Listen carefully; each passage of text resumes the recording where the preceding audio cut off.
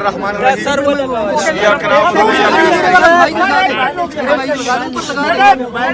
آج ہمارے یہاں آنے کا مقصد اپنی معزز عدلیہ کو، اپنے قابل احترام ججز کو یہ پیغام دینا تھا کہ پاکستان میں کافی عرصے سے اور بالخصوص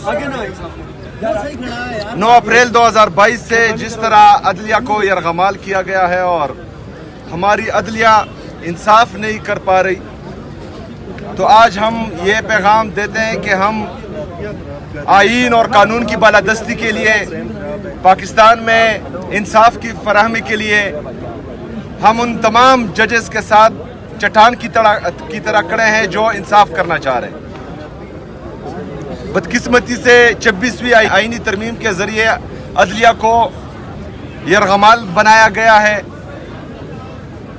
اس کے بعد سے ہم دیکھ رہے ہیں کہ جو پاکستان میں آئینی بحران آ رہا ہے وہ پوری دنیا دیکھ رہی ہے۔ ججز کے احکامات ہوا میں اڑا دیے جا رہے ہیں، ججز احکامات دے رہے ہیں اور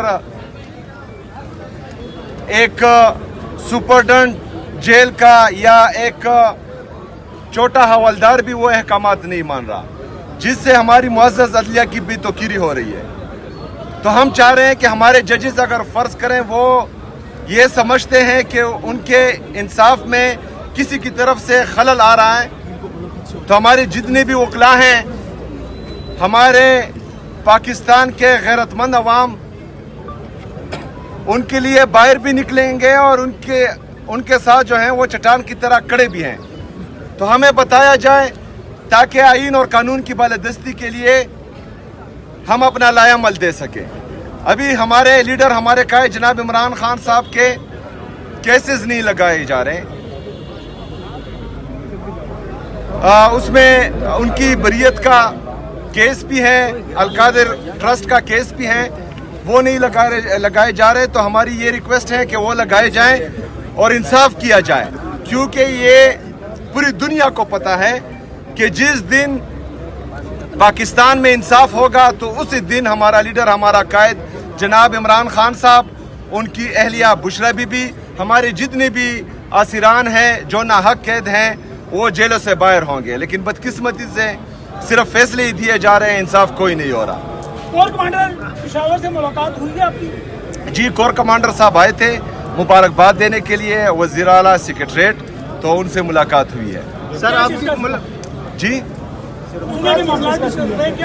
دیکھیے جی، وہ مبارکباد کے لیے آئے تھے، کوئی آفیشل نہیں آئے تھے، تو ان آفیشلی گفتگو ہوئی ہے اور ہمارا موقف وہی ہے جو ہم باہر کہہ رہے ہیں، وہ جو ہے اندر بھی وہی موقف ہے۔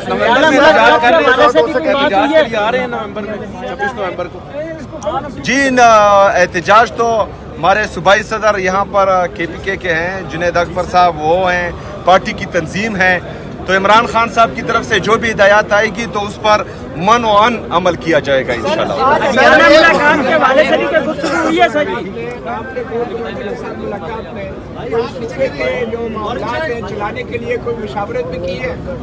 دیکھیے جی، میں چیف ایگزیکٹو ہوں پورے صوبے کا، میرے آفس میں جو ہیں IGP بھی آتے ہیں، چیف سیکرٹری بھی آتے ہیں، کور کمانڈر بھی آئیں گے، تمام سیکیورٹی اداروں کے جتنے بھی ہمارے آفیسرز ہیں وہ آئیں گے اور صوبے کے معاملات ان کے ساتھ ہی ڈسکس ہوں گے۔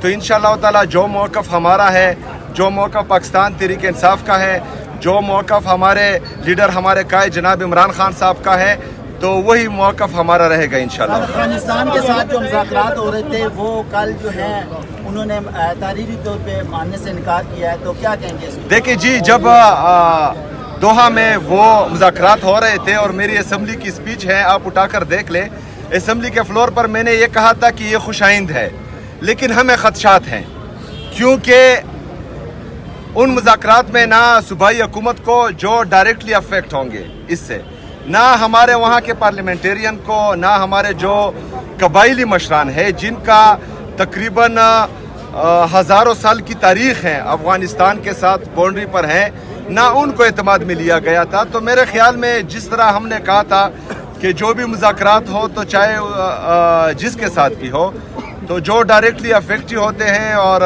जो मुज़ाकरात को कामयाब बना सकते हैं उनको एतमाद में लेना चाहिए। चीफ जस्टिस को आपने खत लिखा था, उस पर कोई आपको रिस्पांस आया? नहीं, चीफ जस्टिस साहब को जो है मेरे लीडर मेरे कायद जनाब इमरान खान साहब ने भी ख़त लिखा था, उसका भी मौसर जवाब नहीं आया। मैंने भी ख़त लिखा था, उसका भी मौसर जवाब नहीं आया।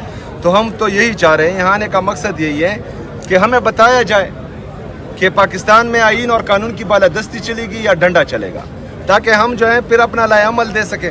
मुलाकात के लिए जी, मेरा नाम लिखा गया है आज की मुलाकात के लिए, तो इंशाल्लाह कोशिश जरूर करूँगा। अगर मुलाकात नहीं होने दी तो इंशाल्लाह ताला फिर जो कंटेम्प्ट ऑफ कोर्ट हमने फाइल किया हुआ है, आज मेरे ख्याल में हो चुका होगा, वकला आए थे, तो उसका इंतज़ार करेंगे फिर। करूंगा अवाम की वज़ीराना है, खैबर पख्तूनख्वा के ऊपर आप फोकस क्यों नहीं करते, बजाय इस्लामाबाद में अदालतों और अडियाला के बाहर? देखिए जी, हमने फोकस किया था 2013 से लेकर 2022 तक, जब रिजीम चेंज ऑपरेशन हुआ। लेकिन जब तक पाकिस्तान में आईन और कानून की बालादस्ती नहीं होगी, तब तक अगर हम यहाँ दूध की नहरें भी बहा दें तो कोई फायदा नहीं है।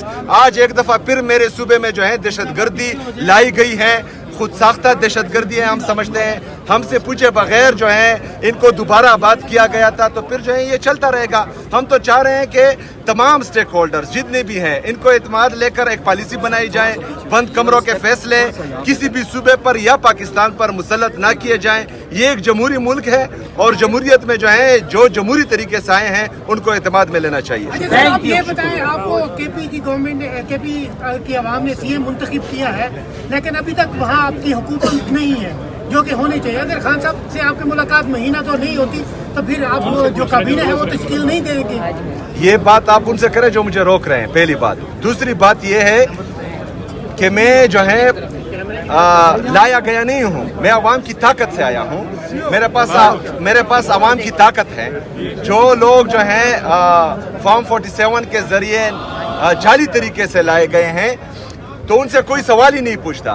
मैं आपसे कह रहा हूँ कि आप उनसे सवाल करें जो पहले रोले अटका रहे थे, पेशावर में आकर प्रेस कॉन्फ्रेंसेस कर रहे थे, गलत इल्ज़ामात लगा रहे थे हम पर, जो सियासी तकारीर, जिनका काम नहीं है सियासी तकारीर करना, सियासी प्रेस कॉन्फ्रेंसेस करना, वो सियासी प्रेस कॉन्फ्रेंसेस कर रहे थे और सुतैली माँ जैसा सलूक हो रहा है। तो बहरहाल मेरे सूबे की आवाम भी यही चाहते हैं कि जिसकी वजह से मुझे वोट मिला वो कायद तहरीक इमाम इनकलाब जनाब इमरान खान साहब हैं। तो इमरान खान साहब से मशवरे के साथ में चलूँ। वो भी 2018 में भी कोर्ट कमांडर ने रब्ता किया था, तो आमतौर पे तो आपके गंडापुर साहब कोर्ट कमांडर के पास जाते थे पूरी काबीना को लेकर, आप क्यों नहीं गए?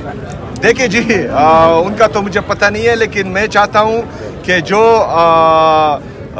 सूबे के चीफ एग्जीक्यूटिव है, जो पाकिस्तान के प्राइम मिनिस्टर है, तो उनकी तौकीर जमहूरियत में बहाल रहनी चाहिए और ये लोग जो हैं उनके दफातर में आने चाहिए, डिग्गी में चुप करने जाने चाहिए।